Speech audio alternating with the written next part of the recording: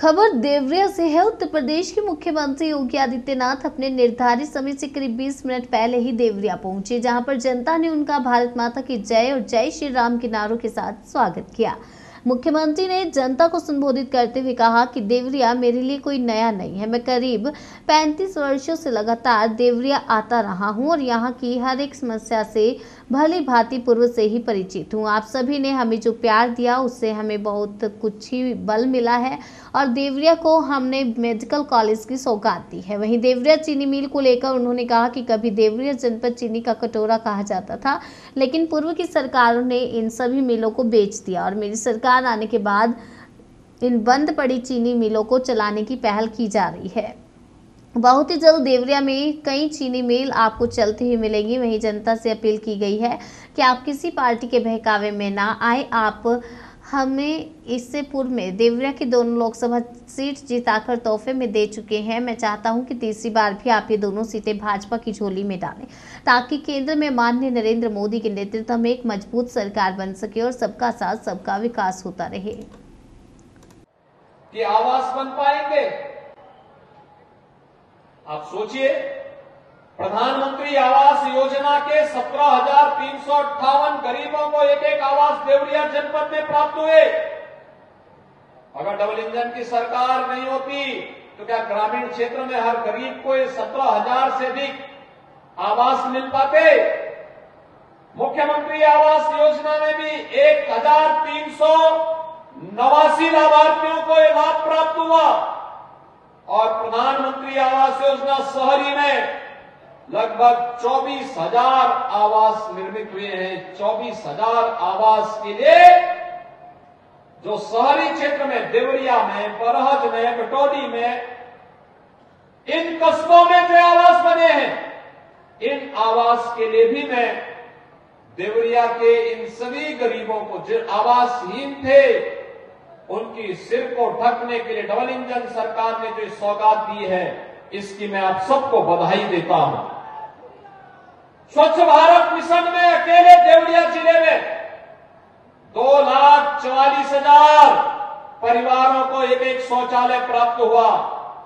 तो ग्रामीण क्षेत्र में ग्रामीण सचिवालय के लक्ष्य को पूरा करने के लिए 575 पंचायत सचिवालयों के निर्माण का कार्य भी समयबद्ध तरीके से आगे बढ़ाने का कार्य हुआ। 1,95,000 उज्ज्वला योजना के फ्री में कनेक्शन यहां प्राप्त हुए। तो साथ ही साथ 1,383 मजरों में विद्युतीकरण का कार्य का लक्ष्य भी पूरा किया गया। जनधन अकाउंट में 10,84,000 से अधिक गरीबों के आवास एक एक के अकाउंट खोलने का कार्य हुआ और लगभग 50,000 किसानों के ऋण माफी के कार्यक्रम को भी डबल इंजन सरकार ने पूरा करने का काम किया। लगभग 5 लाख किसान अकेले देवरिया जिले में ऐसे हैं जिन 5 लाख किसानों को प्रधानमंत्री किसान सम्मान निधि का लाभ प्राप्त हो रहा है। और अभी तो यहां पर हम लोग पीएम कुसुम योजना के अंतर्गत ट्यूबवेल पर हमने अभी ट्यूबवेल की बिजली फ्री की है। सोलर पैनल लगाने की कार्रवाई को भी आगे बढ़ाने का कार्य हो रहा है। पीएम स्वामित्व योजना में जहां पर मकान, वहां का मालिकाना अधिकार 85,000 से अधिक घरों में वितरण हुई है और आयुष्मान कार्ड में 6,71,000 परिवारों को आयुष्मान कार्ड वितरित हुए हैं।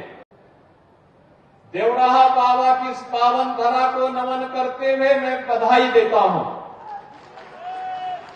होली के पूर्व, क्योंकि होली के दौरान तो हो सकता है कि हम लोग चुनाव आचार संहिता के नाते कोई उद्घाटन शिलान्यास नहीं कर सकते, इसलिए मैंने कहा कि वे जल्दी में ही सही यहां पर हम लोग जाकर के होली का उपहार अपने देवरिया जनपद के बंधुगणों को उपलब्ध करवा दें। इसलिए आज मुझे यहां पे 700 करोड़ रुपए की इन परियोजनाओं के साथ आपके जनपद में आना पड़ा है। देवरिया ये हमारे लिए कोई नया नहीं है। मैं पिछले 30 वर्षों से लगातार देवरिया आ रहा हूं और देवरिया आकर के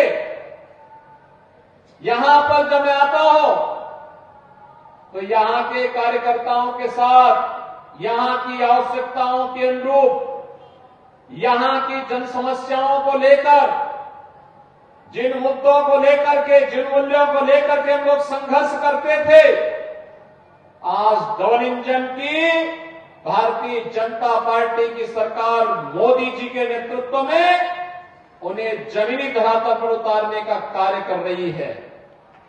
कोई सोचता था इस देवरिया जिले में भी मेडिकल कॉलेज स्थापित होगा और देवराह बाबा के नाम पर उनकी स्मृतियों को प्रणाम करते हुए इस मेडिकल कॉलेज का निर्माण डबल इंजन की सरकार ने यहां के जनप्रतिनिधियों के मांग पर स्थापित किया है। मैं देवराह बाबा को नमन करते हुए मेडिकल कॉलेज के लिए भी आप सबको हृदय से बधाई देता हूं।